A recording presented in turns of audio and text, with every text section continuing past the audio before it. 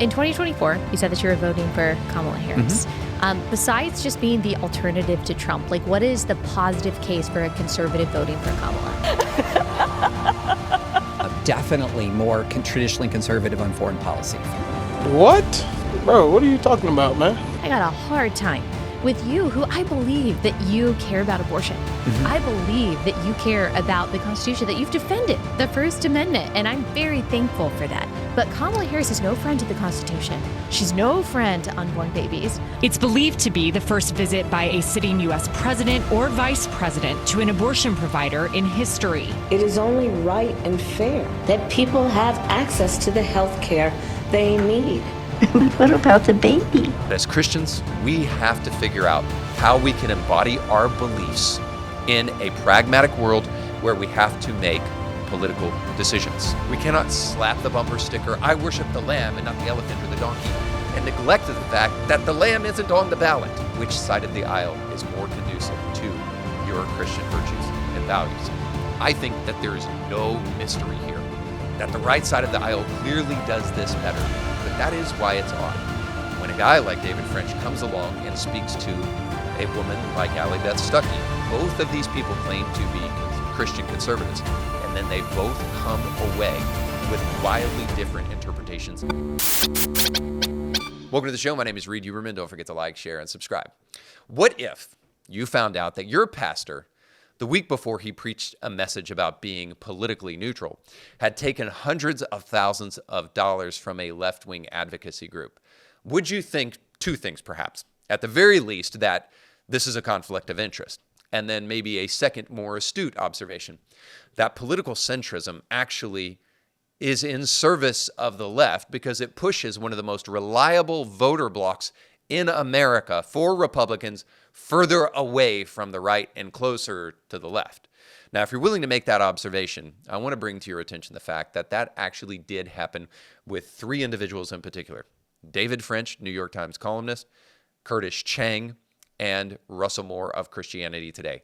These three individuals are responsible for creating a small group curriculum named The After Party, which was created by Curtis Chang's nonprofit Redeeming Babel, which that same year received over $200,000 from Rockefeller Philanthropy. Now, because money is fungible, you can't trace the money from Rockefeller directly to The After Party, but let's just say it doesn't take a rocket scientist to realize that a Christian group should not be taking money from a radical left-wing trans-affirming advocacy group. And whenever that's happening, you should take whatever they say with a grain of salt. And it also underscores a more basic and important point, that as Christians, we have to figure out how we can embody our beliefs in a pragmatic world where we have to make political decisions. We cannot sit in the center of the aisle. We cannot merely say, well, I don't want to be partisan and I'm above partisanship. We cannot slap the bumper sticker, "I worship the lamb and not the elephant or the donkey," and neglect the fact that the lamb isn't on the ballot. You have to make a choice, and you have to figure out which side of the aisle maps on better to Christian virtues and values. Now, I think that there is no mystery here, that the right side of the aisle clearly does this better, but that is why it's odd when a guy like David French comes along and speaks to a woman like Allie Beth Stuckey. Both of these people claim to be Christian conservatives, and then they both come away with wildly different interpretations of what this looks like. So I think it's important for you to know up front that there is an agenda to try to push the most reliable voter bloc for Republicans away from the Republican Party. And then I think it's wise for you to know that perhaps David French is responsible for being one of those people. And then I think it's also important for you to use an essential tool we'll talk about at the end of this show today to make sure that when you decide which side of the aisle you want to stand on while standing for Jesus, that you're not blindly following Trump and that you're not blindly following the MAGA movement, but that you are being honest about which side of the aisle is more conducive to your Christian virtues and values. So let's jump into this wild conversation where the conclusions reached on that issue are wildly different. And it really sounds like we agree, because my definition of toxic empathy is an empathy that causes you to ignore the person on the other side of the moral equation. So I would agree with you that I'm actually calling people into a deeper and more expansive form of compassion. Now, I tell both sides of the story. I start with the story typically of, for example, the mom in crisis who is going through financial turmoil. She's got 8 other kids to take care of. She finds out that her baby inside the womb has anencephaly and is probably going to die in or right outside of the womb. And I tell her story in an emotionally evocative way to get people to care about this woman's story. But then I also tell the story of, as you said, the brutal reality of abortion to let you know that this is a human too. And so I'm actually doing what you say needs to be done, which is expanding compassion. But I don't end there, because I think you would agree we don't get anywhere if both sides are just saying, well, my story's sadder. No, my story's sadder. I want Christians to be thoughtful enough to think about both the illegal immigrant and Laken Riley, but then ask ourselves, and this is maybe where we disagree, and that's okay with me, ask ourselves, but what is true? Like, what is biblically true? What does the Bible say about killing, for example? Because actually, we don't even get anywhere if we say, well, it's really sad that there's this woman in crisis and this baby inside the womb. I'm sad for both of them. That actually paralyzes you from making a good moral decision if that's where you end. So we have to ask discerning questions. What is biblically true? What's morally true? What's politically true? Logically true? Historically true? All of that. Now, I'm a fallible person, and so maybe someone would disagree with my arguments of like, what is actually true in these cases? So it doesn't really sound like you disagree with me here, but it did sound like you did in the articles. Well, and also I would say in the articles, I'm talking about not just your book, I'm talking about other books, I'm talking about but also secular. you do use the phrase toxic empathy. You said, for example, in 2025, you said, for example, if people respond to the foreign aid shutdown and the stop work orders by talking about how children might suffer and die, then they're exhibiting toxic empathy. That's not what I say toxic empathy is. Well, it's absolutely what I see a lot in the public discussion, that when you raise But you are this, using the title of my book, and Right. you called me the foremost architect of this concept of toxic empathy. Right. But I don't say that toxic empathy is someone caring about children dying. And that's how you describe it in the article. One of the things that I've seen is that I've seen when people are talking about the crises that have emerged, say, in the developing world about the end of USAID, or if you tell a story about a undocumented immigrant who has come over with their parents, 25 years ago and is being seized outside of a Home Depot and thrown into extraordinarily brutal conditions in a lot of these detention facilities. And you raise this, one of the sad things that's occurred, and again, I'm not putting this all on you. One of the sad things that has occurred is this global larger attack and talk about empathy has led to an immediate response when you talk about human suffering. I will see many Christians say, that's toxic empathy. Now, that's not that when you read your book, for example, you're very good at outlining in many circumstances here's the understanding and my understanding of the experience of somebody else, which is an empathetic response. I think the problem that you're having and the problem that we're seeing is that when we talk about human suffering on the part of people that maybe you're an immigration restrictionist and you really want to have fewer immigrants, or maybe you want to see sort of the very, very large-scale mass deportations. And then you get extremely resistant to all of the stories of suffering that are the consequence of your policy. And then you write this off as, well, that's toxic empathy. And I don't think that's what you're trying to say here, but I do see that this has been a cultural phenomenon, especially in parts of like what I would call MAGA Christianity, that if you talk about human suffering that results as a product of policy, that the reference to human suffering is referred to as, well, that's what toxic empathy is. But in my view, what we're talking about here is we're dealing with incomplete empathy. We're dealing with selective empathy in the same way that, let's say you had 2 kids and for some inexplicable reason, you loved one of the kids and you didn't love the other kid. You wouldn't necessarily cause that failure to love the other kid toxic love, because love itself is not toxic. You would say you need to have more love. There needs to be more love. We need to have an expanded view of love, not a restricted view of love. And that's. But if someone used for the title of a book or for the name of a concept, toxic love, to describe, for example, the overbearing love that a mom has for his son so that he has a failure to launch, you would understand what they're talking about, and you would understand the point that they're trying to make, that they're not saying that all love is bad, that there's actually a healthy way to do it, Right. but that it's turned toxic. And I would actually say selective empathy that makes us make immoral decisions is a form of toxic empathy. And Okay, the only thing I can tell you about this is that David's personal experience with whether or not he feels like people are being loving is totally irrelevant. I think Allie's right here to push back against the fact that when you write an article about toxic empathy, but you agree largely with what somebody wrote in a book about the subject, you might want to say, here's the appropriate uses of toxic empathy and the inappropriate uses of toxic empathy, unless you're actually intending to do exactly what Allie Beth is alleging here, which is that you want to use empathy as a weapon. You want to use it as blackmail, emotional blackmail on people so that you can say, you're just not loving. I also find it incredibly strange that when David wants to use his personal experience, that's a totally irrelevant standard because it's completely and utterly subjective. It makes me wonder if he isn't trying to do the same thing here, to use these arbitrary shifting standards to try to suggest that what he thinks should be done from a policy position is like the right way. Let me put this into a greater context. The real question is not whether or not David's hypothetical love meter is registering correctly. The real question is this: is there ever a place where you can say that the illegal immigrant deserves more sympathy? Well, I think the answer to that is yes, but not for sneaking into the country illegally. So we can appreciate their story while also at the same time saying that individual broke the laws of this country and needs to go back. So we can say, that's nice, I'm glad to hear your sob story, but you got to go back. Your sob story doesn't get you in front of the line any more than my sob story to a police officer about why I was speeding gets me away from a ticket. That's not the way our criminal justice system works. And I cannot help but wonder when you insert an arbitrary standard in something as simple as, did you break the law coming into this country or not? I cannot help but wonder if what we're not really talking about is love and compassion, but whether we're talking about an agenda.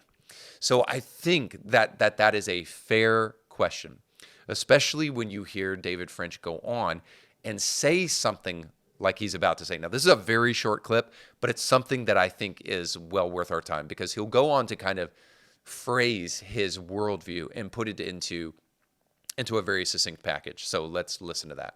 don't allow your empathy to drown you so that you make bad decisions, so that you make desperate, immoral, unbiblical decisions. And I think you would agree with that your empathy has to be tethered by truth. And for the Christian, it has to be biblical truth. So I would say I completely agree that empathy is neutral. I think empathy is an indispensable element of moral reasoning. This is exactly what I'm talking about. Okay, so he claims that empathy is an indispensable element of moral reasoning. It is not. Empathy is emotion-based, and morality is reason-based. Now, I don't want to speculate, but I guess I'm going to here, in all honesty, because this is how I feel. So I will speculate that when you're advocating for people to use less reason and more emotions in a subject, it's because you want to emotionally blackmail people and manipulate them. This is so important for Christians to understand. Regardless of whether or not David French is really after that or he realizes that's where his ideas lead, Christians have to be really resistant to this because perhaps we are the people who are most susceptible to this because we want to be compassionate, because we want to be loving, because we want to be like Jesus, and because we know that we fail in those areas a lot. We can easily fall victim to shame-based arguments that make us make decisions that are dumb. For instance, the trans arguments that we hear all the time. Would you rather have a living son or a dead daughter? As though that argument even makes any sense because your son or your daughter can't change their sex. And regardless of if they're suicidal, that's not going to help them. So we hear these kind of emotionally manipulating arguments, and all I can think about is this. Like when my kid tells me that he doesn't want to brush his teeth, I say, I don't care how you feel, go in there and brush your teeth. In the same way, if my child were to come to me and tell me that they're trapped in the wrong body, yes, I would have concern and love for my child, but the way that you would show that love is by telling them the truth. This is where it's really important to distinguish something here. This is not even something that I see happen on the right almost at all, but it is something I see happen on the left. They use the word empathy to nullify reason all the time.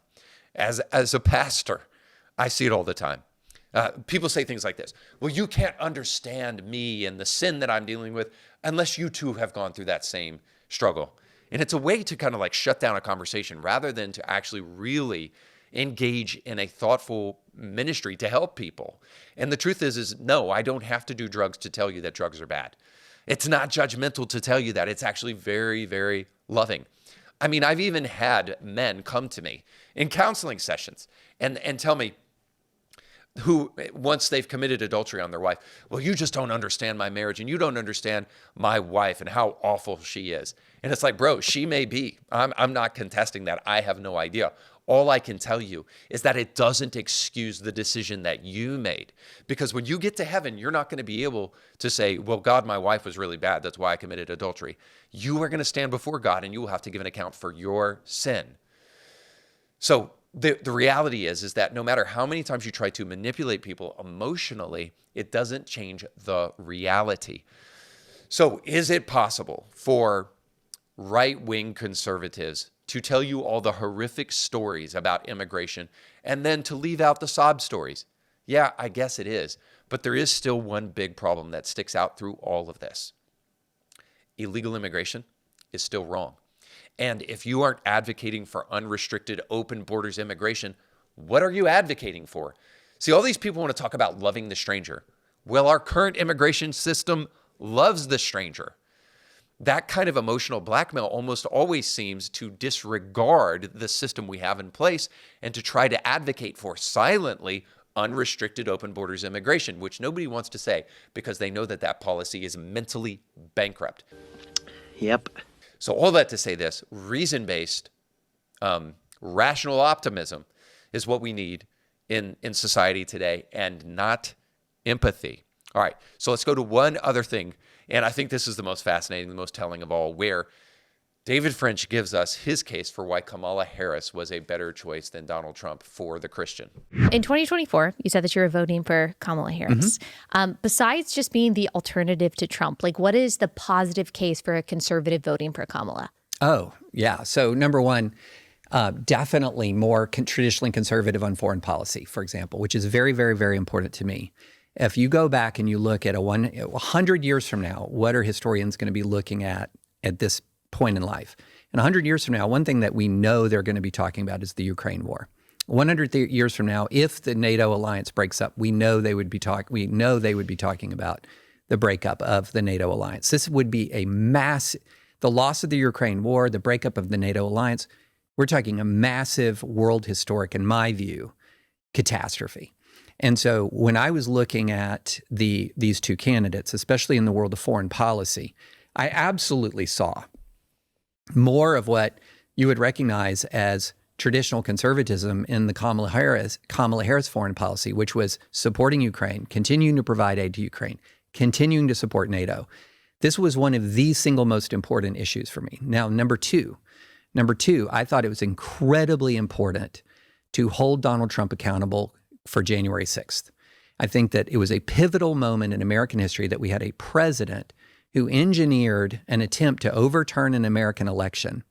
There was a violent riot that stormed the Capitol on January 6th. And we knew that if Trump won, he was going to pardon those people and there was going to be no accountability. I looked at this as an important event in American history where there had to be accountability for criminal wrongdoing in the office of the presidency. And I was not going to get accountability for criminal wrongdoing if Donald Trump won, because he would just do exactly what he did. He had the cases dropped. He pardoned all of the people, including the violent criminals, on January 6th. And so to me, it was very important. The supreme law of the land, the ruler in the land is the Constitution. It's not a person, it's the Constitution. And so when you have a person who so directly contradicted and attempted to usurp the American constitutional system, I believed it was of paramount importance as a conservative for the rule of law to be applied to even the president of the United States. If we have any person in America who the rule of law does not apply to, that's outside the constitutional structure. So right there we have strong support for international alliances, strong support for our ally in a confrontation against Russia, much more support for the rule of law and applied to Donald Trump after January 6th. Do you think that Kamala Harris, because I hear you about some of these things about Donald Trump, but I have friends that I really respect. I certainly would never take away their conservative bona fides because they don't like Donald Trump or didn't vote for Donald Trump. I got a hard time with you, who I believe that you care about abortion. I believe that you care about the Constitution, that you've defended the First Amendment, and I'm very thankful for that. With making a case, a positive case for Kamala Harris that as we were talking about off camera, had a years-long campaign against David Daleiden, the pro-life activist, who, when she was state AG, she went after these pro-life pregnancy centers, violated their First Amendment rights by trying to force them to advertise for abortion when she was the state AG.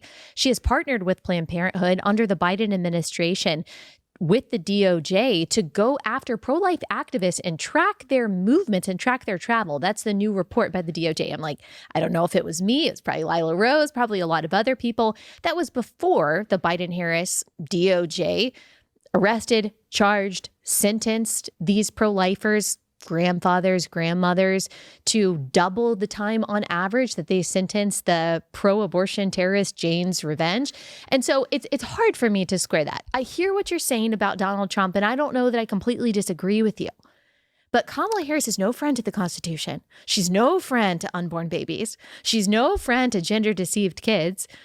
And so let's talk about abortion for a second. It's hard for me to justify that. So let's talk about abortion for a second, because I talked about that. I began my piece about that, saying I'm pro-life. I would vote for the Florida 6-week abortion ban that was, up for a very, very important vote, which, thank the Lord, it narrowly survived the 6-week abortion ban. And I think it's about the only significant electoral victory for the pro-life movement since Dobbs.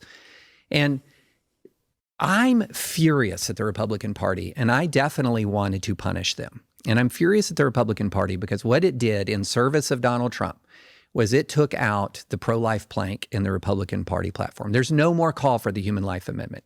It's now a functionally pro-choice platform by state. But I'm livid about that too, and I talked about that, and I would never vote for Kamala Harris. And you lived in a red state during this time, and so you know that electorally your vote was not contributing to her victory and wouldn't really, in practicality, hold Donald Trump accountable. So it was so important to your conscience to vote for the, I think, rapidly more pro-abortion candidate in Kamala Harris, and that's hard for me to square. And also my problem, Allie, Beth, is I'm looking at a world where under that dude, abortions went up. For 40 years before. But for lots of reasons, as we've already talked about. Yes, but see, that he is not the monocausal It's not reason, monocausal, but he's part of it. I believe he's part of it. What? And also, what did he do that caused abortions to rise? What I'm saying is, as I said earlier, this is a man who contributed to an extraordinary growth in libertinism, especially on the right. Okay, do we have data that shows us that it's more people on the right that were getting abortions under Donald Trump? It's the whole, we don't have data. Okay, so tell me what you can prove that Donald Trump contributed to the rise in abortions. If you have 40 years of uninterrupted decline in abortion, 40 years, and then you have an increase in abortion in 2017, and you have an increase in abortion. And you don't think it has anything to do with the president who was in office 8 years before that? Well, the president who was in office 8 years before that, he had 330,000 fewer abortions. But you don't think that his policy or his advocacy had any contribution to the increase in abortion? I'm just looking for I think his policies contributed. Is that just a theory that you have, or I think his policies contributed to the decrease in abortion. And I'm interested in which policies specifically, but which policies for Trump contributed to the increase in abortion under Trump? I think it's the cultural effect. In 2017, he had just become president. I think it's the cultural effect of Donald Trump.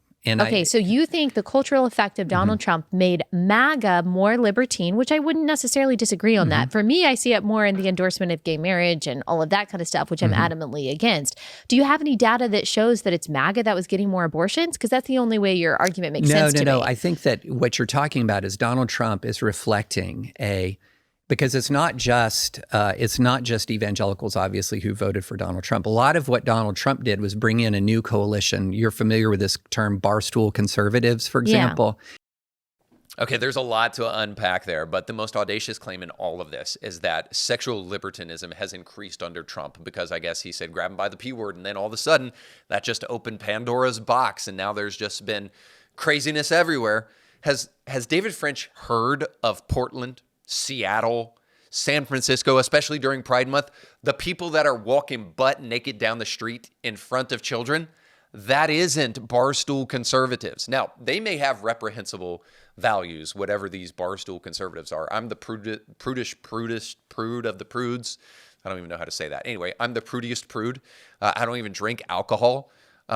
If I ever went to a bar, it would be to protest, I guess. I don't know.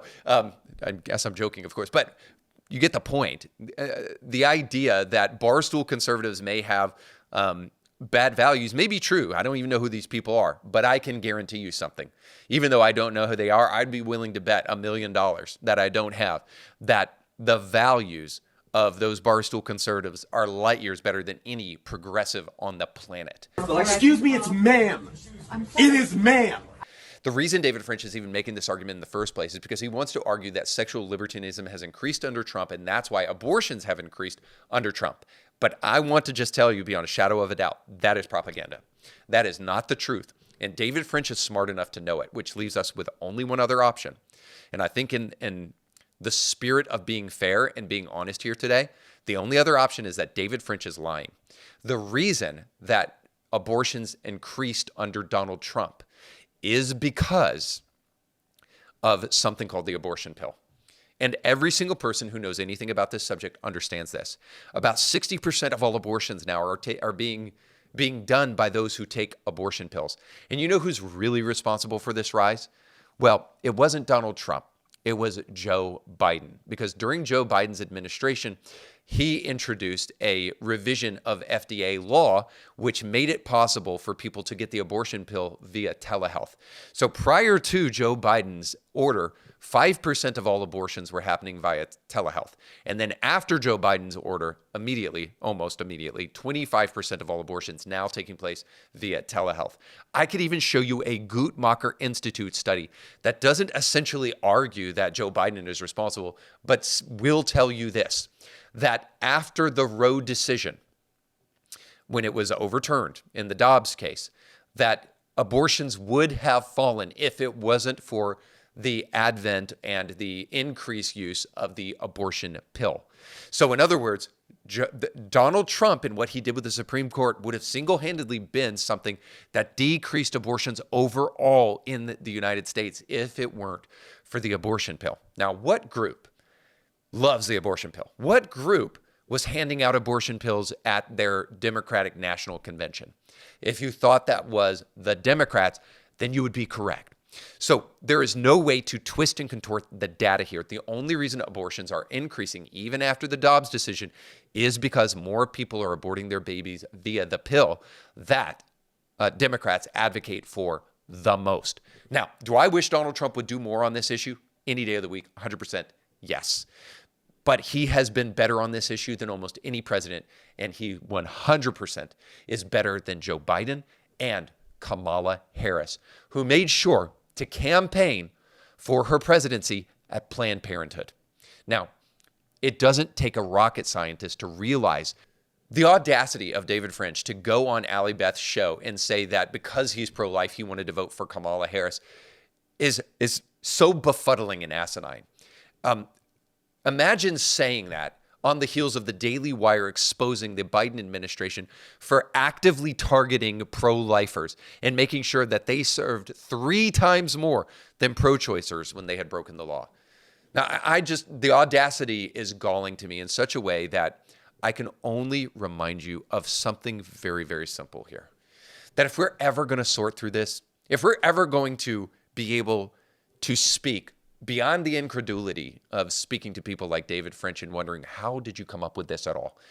The only way that we're ever going to be able to do this is if we develop a very, very Christocentric idea on all of these issues, and in particular, a bibliocentric idea. I want to advocate for something that I believe really is the conclusion to this matter at the end of the day, and something we didn't see enough in this interview. And that is that we have to settle once and for all that the Bible is sufficient to answer these questions. Now, I know there's going to be people who argue or read, the Bible doesn't tell us anything about the Ukraine war. The Bible doesn't really tell us much about what to do when it comes to immigration and open borders policies. And I actually would give you a little bit of pushback there, but I would generally say, look, I understand what you're saying. The Bible doesn't explicitly tell you, whether you should take your coffee black or with cream. But the Bible gives you enough information to take generalized ideas and then to deduce them down to the specific. It really does give you enough to have implied virtues and implied values so that if you truly believe that Scripture is sufficient, you will not make any of the errors that David French is making. So here's the reality. We are going to have to study our Bibles. That's all there is to it. That's the cure for all of this.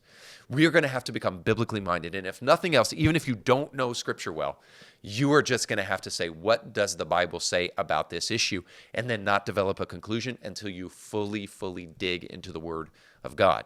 Once you do that, you will see that the Bible welcomes the stranger, but it also calls for closed borders. And it calls for making sure that you get rid of people who are bad for your society from your nation.